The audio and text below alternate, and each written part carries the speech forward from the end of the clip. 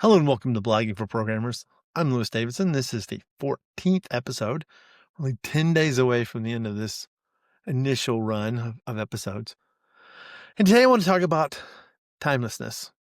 Now, if you're writing news about technology, like you were at a conference and you've seen, this is coming out and this is coming out, write about that. But most of your blogs are not going to be that way. They're going to be, I solved the problem a certain way. And the technology is going to change. But I recently used an article I wrote 15 years ago to solve a problem I had. So the idea here is, as you're writing a blog, you want to draw people in. You want to tell a story. And it doesn't have to be 100% true. It just needs to be a believable story, ideally adapted from something you've actually done. But that story is typically going to have a timelessness to it. I feel that today. My server is running slow.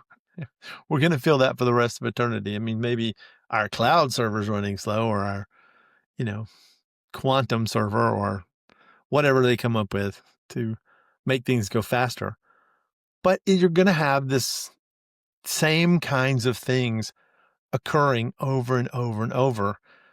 Maybe the language changes, but maybe the tooling changes, right? We used to deliver databases a completely different way than people are doing it now.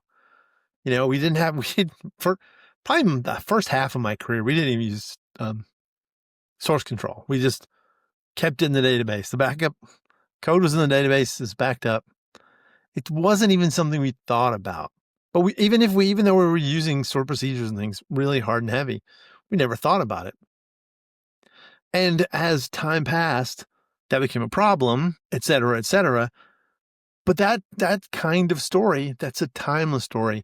It's a thing that happens. I mean, sometimes you're going to go, nobody would do that anymore, which is another topic to come up with. I'll mention that in a second. The nobody would ever do that thing. Obviously, true stories are easier than making up a story and making it relatable, but never, as I talked about in episode 2, I think, don't talk about personal information. Don't point out people that could ever figure out you were talking about them.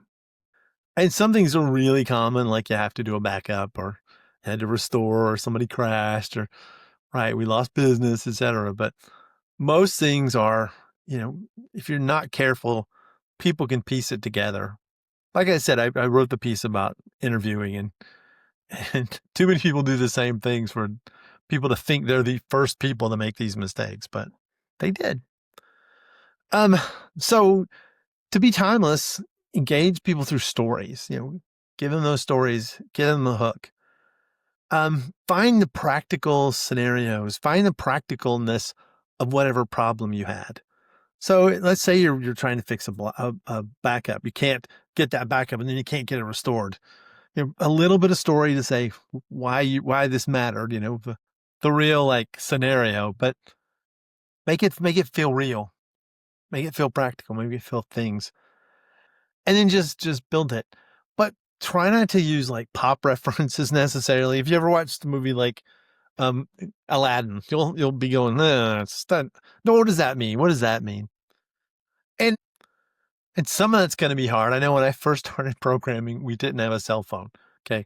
So things have changed, and, but we had digital leashes back then as well. We called them beepers, and they were actually kind of better than cell phones for a while, because in the early days, a cell phone would not work inside like a movie theater, but a beeper would go pretty much anywhere.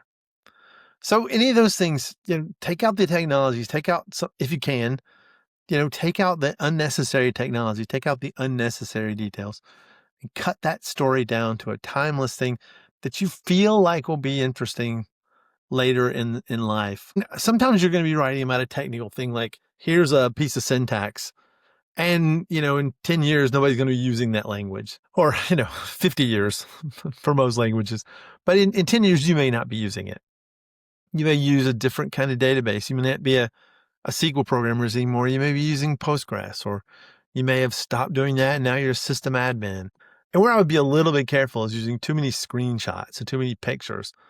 Most of those blogs I wrote 10, 15 years ago, I didn't use screenshots. So if I had code, I wouldn't screenshot the code. I would put the code in the thing. If I had output, I'd output it in text if I could. If I can't, then you put pictures.